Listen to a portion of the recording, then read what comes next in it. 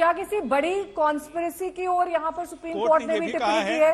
क्योंकि ये जानना इसलिए भी जरूरी है क्योंकि बार बार ये कहा जा रहा है कि सिर्फ संजय रॉय इन्वॉल्व नहीं है, और भी बहुत सारे लोग हो सकते हैं, किसी एक आदमी का काम ये नहीं हो सकता। क्या इस पर भी कोर्ट ने स्पष्ट टिप्पणी की है? जी हाँ, बिल्कुल। कोर्ट का ये कहना है कि जो लोग इस साजिश के पीछे हैं, इसके पीछे हैं, उसके बारे में सीबीआई जवाब दे। और मुझे ऐसा लग रहा है कि अभी तक जो बात सिर्फ उड़ रही है और ये कहा जा रहा है कि सूत्र बता रहे हैं सीबीआई के, हो सकता है स्टेटस रिपोर्ट में मानव अंगों की तस्करी को लेकर जो बातें कही जा रही हैं कि हॉस्पिटल का प्रशासन, हॉस्पिटल के सूत्र, हॉस्पिटल में कुछ ऐसा रैकेट चल रहा था। तो ये देखना दिलचस्प होगा कि क्या सीबीआई अपने स्टेटस रिपोर्ट में ऐसा कोई इशारा सुप्रीम कोर्ट के सामने करती है ताकि जांच का फलक और ज्यादा बढ़ सके, आयाम और ज्यादा बड़ा हो सके।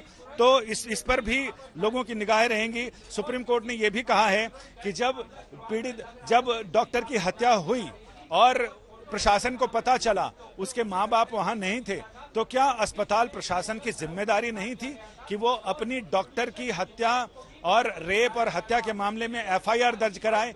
क्यों माता पिता का इंतजार किया गया और जब वो आए तो उन्हें शव को देखने नहीं दिया गया, उन्हें वहां नजदीक जाने नहीं दिया गया? इन तमाम चीजों को लेकर कोर्ट ने सवाल पूछे हैं। जाहिर है कोर्ट के मन में भी ये शक है कि अस्पताल प्रशासन भी इस पूरे मामले में कहीं न कहीं इन्वॉल्व रहा है। और साथ ही पुलिस ने जिस तरह से एफआईआर देर से दर्ज की, एफआईआर की सूचना देर तक पहुंची, तो हो सकता है कि इस मामले में जो प्रशासन का, स्थानीय प्रशासन और पुलिस का रवैया था, उस पर भी सवाल उठाए जाएं। तो सबसे अहम है सीबीआई की स्टेटस रिपोर्ट आना। सीबीआई अपने स्टेटस रिपोर्ट में किन चीजों की ओर इशारा करती है वो देखना वाली बात होगी। और लोगों की उत्सुकता इस बात को लेकर है कि सीबीआई पश्चिम बंगाल पुलिस यानी कोलकाता पुलिस से तो ये मामला चीजें चल रही थी, उसमें ज्यादातर ऐसे आशंका मामले में स्टेटस रिपोर्ट से पता, सीबीआई मामले में स्टेटस रिपोर्ट से। ठीक है, आपकी आवाज कट रही है, लौटेंगे आपके पास। आवाज कट रही है। This is directly related to the issue in question. Lord, the West Bengal has an in-charge DIG. In-charge DIG, Director General of Police, who is already being charged and being considered by your lordships for having fabricated or otherwise dealt with the evidence in Sharda scam case. Lord, your lordships Calcutta Police doesn't come under DGP. Calcutta Police doesn't come under DGP. Why are you saying all this? What this has to do with The Director General of Police is an in-charge DGP. Not let someone else be the This is in-charge. what is happening. Let them choose. But not the man who is already accused. This is the kind of misinformation we're having, Malak.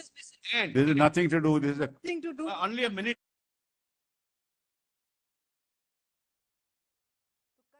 टिप्पणी यहां पर court की तरफ से नजर आ रही है, जिसमें प्रिंसिपल को लेकर सवाल है, क्राइम सीन को क्यों नहीं वहां पर सील किया गया इसको लेकर सवाल है, प्रिंसिपल की दूसरी जगह पर नियुक्ति को लेकर सवाल है, पश्चिम बंगाल पुलिस पर और प्रशासन पर सवाल है कि एफआईआर आखिरकार इतनी देर रात तक दर्ज क्यों नहीं की गई और परिवार वालों को आखिरकार क्यों वहां बहुत पास से शव को देखने की परमिशन नहीं दी गई। तो कई सवाल यहां पर पश्चिम बंगाल की पुलिस और प्रशासन पर भी उठते नजर आ रहे हैं। संजय भी हमारे साथ लगातार मौजूद है, पल पल की जानकारी क्या चल रहा है इस वक्त कोर्ट रूम में हम तक पहुंचा रहे हैं। संजय जी, एक बार प्रश्न दोहरा देंगे तो मुझे आसानी होगी जवाब। संजय, क्या क्या और टिप्पणी चल रही है इस वक्त कोर्ट में? कोर्ट ने इस बारे में ये कहा है कि जब माता पिता वहां मौजूद नहीं थे तो अस्पताल प्रशासन ने अपनी जिम्मेदारी क्यों नहीं महसूस की एफआईआर कराने में।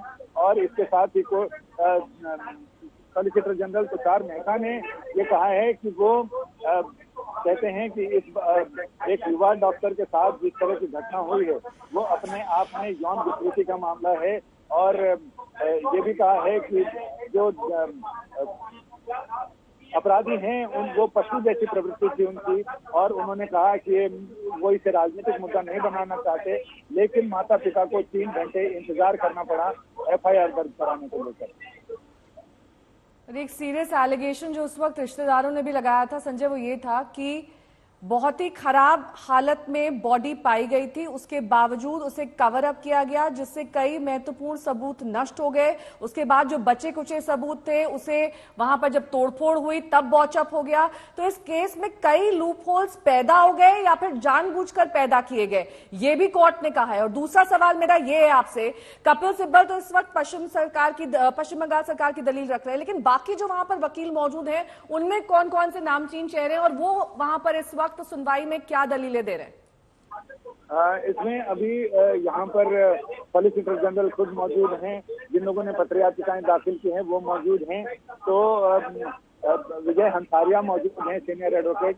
तो काफी नामचीन चेहरे यहाँ पर मौजूद हैं और अधिकतर जो दलीलें चल रही हैं कपिल सिब्बल और सॉलिसिटर जनरल दलीलें रख रहे हैं। तो ऐसे में पश्चिम बंगाल सरकार की मुश्किलें ये है कि कहीं ना कहीं कुछ लैक है, इस वजह से सरकार के हलक में थूक अटक रहा है और सरकार सही से जवाब नहीं दे पा रही है। और कई बार तो बगले झांकने पर भी मजबूर हुई है सरकार, क्योंकि जब आप किसी चीज को कवर अप करते हैं तो उस समय बहुत सारी चीजों को आपको देखना पड़ता है। और जब कोर्ट के सवाल सीधे और तीखे और पैने होते हैं तो जाहिर है कि आपको बचाव के लिए इधर उधर झांकना पड़ता है, और वही स्थिति अभी पश्चिम बंगाल सरकार की हो रही है।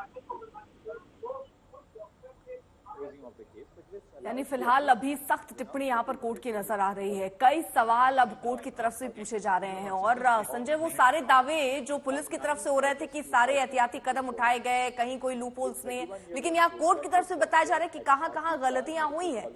जिस तरह सबूत मिटाने की बात या सबूत छिपाने की बात, क्या इस तरह की भी कोई टिप्पणी कोर्ट की तरफ से कही गई? फिलहाल अभी तो सिर्फ कोर्ट ये पूछ रहा है कि आपने आखिर ये बताइए कि आपने एफआईआर दर्ज करने में इतनी देरी क्यों की? अगर माँ बाप वहाँ पर उस समय नहीं थे हत्या के बाद, उनको आने में देर हुई, तो आपने इतना टाइम क्यों लगाया और एफआईआर टाइम से दर्ज क्यों नहीं कराई? इसके साथ ही कोर्ट ने सीबीआई से बड़ी रिपोर्ट मांगी है जिसमें स्टेटस रिपोर्ट दाखिल करने को कहा है। तो कोर्ट ने पश्चिम बंगाल सरकार और अस्पताल प्रशासन दोनों को ही कड़ी फटकार लगाई है, जिसमें उन्होंने पूछा है कि आखिर आपने अपनी जिम्मेदारी का निर्वाह समय रहते क्यों नहीं किया। साथ ही संजय, जो एक बहुत महत्वपूर्ण बात यहाँ पर कोर्ट ने कही है कि 3.25 घंटे का वक्त एफआईआर दर्ज करने में लग गया बॉडी सौंपने के बाद। उसमें प्राइमरी जवाबदेही किसकी बनती है? क्या सिर्फ प्रिंसिपल की जवाबदेही है? इसमें कोर्ट ने स्पष्ट तौर पर कहा है। कोर्ट ने पूरे अस्पताल प्रशासन को लपेटा है, इसके साथ ही स्थानीय प्रशासन को लपेटा है, सरकार को लपेटा है, सबको एक कतार में खड़ा कर दिया है कोर्ट ने और सबसे सवाल पूछे हैं कि आखिर वो बताएं कि ऐसा करने के पीछे सोच क्या थी और क्यों माता पिता को अपनी बेटी के शव को देखने और उसके पास जाने के लिए 3 घंटे से ज्यादा समय तक इंतजार करना पड़ा। क्या पोस्टमार्टम रिपोर्ट पर भी कोई टिप्पणी कोर्ट की तरफ से आई है? क्योंकि ये भी कहा जा रहा है कि जल्दबाजी की गई पोस्टमार्टम के बाद क्रियाक्रम करने में। इस पर तो अभी बात नहीं हुई है, लेकिन सुप्रीम कोर्ट ने पश्चिम बंगाल सरकार से पूछा है कि वो आरोपी प्रिंसिपल पर क्या कार्रवाई करने जा रही है, इसके बारे में बताए।